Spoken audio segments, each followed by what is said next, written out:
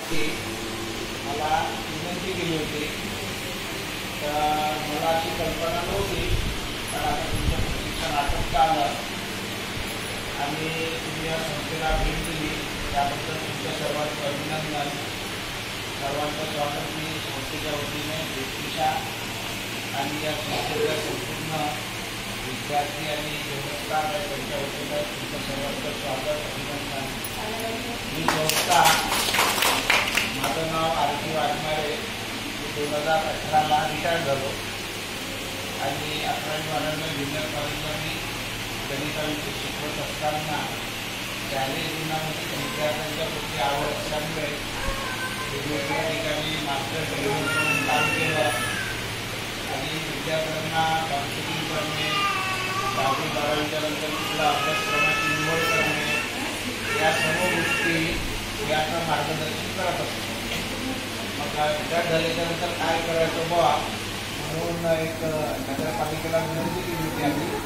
त्यांनी एक पडकी इमारत दिली होती, तिथे डागडुजी वगैरे सर्व डेंटिंग करून त्या पद्धतीने तिथं ते चालू केलं होतं।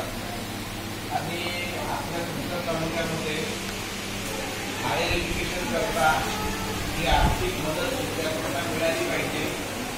स्कॉलरशिपच्या कुठल्या कुठल्या परीक्षा होतात त्यासाठी फारच दयनीय परिस्थिती होती। 2018ला जेव्हा पहिल्यांदा 19ला माझे मुलं बसले, 17 मुलं होते माझ्याकडे येणारे मार्गदर्शनाकरता, त्यातले 12 मुलं क्वालिफाय झाले होते आणि 8 मुलांना स्कॉलरशिप मिळाली होती। तर त्यांना साधारणतः सेंट्रल गव्हर्नमेंटकडून 48,000 रुपये मिळतात आणि ते 48,000 रुपये त्यांना पुढच्या शिक्षणाकरता पालकांना आणि त्या मुलांना सुद्धा फार मोठी मदत होती। आता ती स्कॉलरशिप 60,000ची झाली। मग त्याच वर्षी मी संपूर्ण तालुक्यातील शाळांमध्ये जाऊन भेटी दिल्या, शिक्षकांना सांगितलं, पालकांना सांगितलं, पुस्तकं दिलं।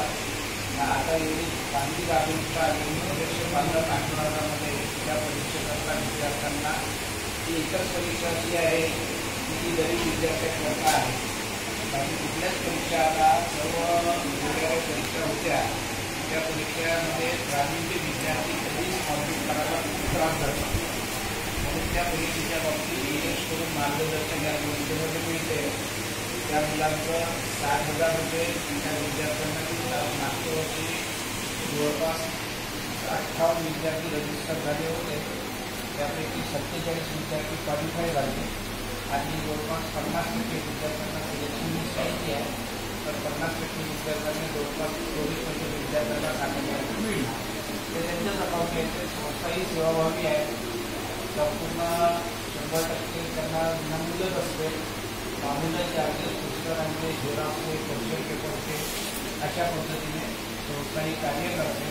तुम्ही सुद्धा ग्रामीण परिसरामध्ये कुठं गेले आणि जर समजा UPSC ग्रॅज्युएट मिळालं तुम्हाला आणि त्यांना नोकरीच्यासाठी तिथे फार सुंदर अभ्यासिका आहे, लायब्ररी आहे, त्या मुलींना त्या पद्धतीने आपल्या विशेष करून MPSCचं तर पूर्ण मटेरियल आहे।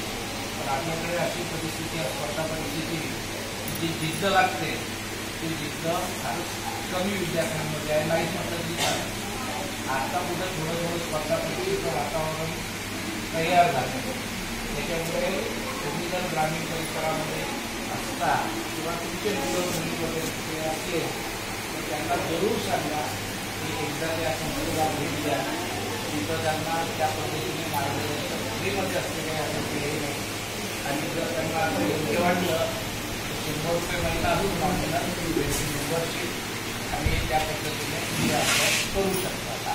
अशा पद्धतीने या संस्थेचे कार्य आहे आणि सर्दी बीमारी से सर्च किया था, वहाँ पे मुझे नंबर दिखा और नंबर से कॉल भी लगाया क्या है करके कैसा है वगैरह। उन्होंने बोले कि छिंदवाड़ा वगैरह बंदे बोले और महाराष्ट्र भंडारा, उनको ऐसे भी बोला था मैं बॉम्बे से बात करता हूँ पूछने के लिए। तो उन्होंने बोले कि ऑनलाइन आप अप्लाई करो, उसके बाद आपको होने के बाद लेटर आएगा, ऐसे बताए। लेकिन मेरी भी एक रिक्वेस्ट है कि इनके साथ ऐसी जो है आपकी मुझे उसका हमारे लोग अपने प्रकार से आत्मनिर्भर है तो बराबर को उस हिसाब से काम करेंगे, लेकिन उनका जो मुकाबला या आगे का है उसके बाद में ये नहीं होना चाहिए, इसकी मेरी आपको विनती है। हम आपको आश्वस्त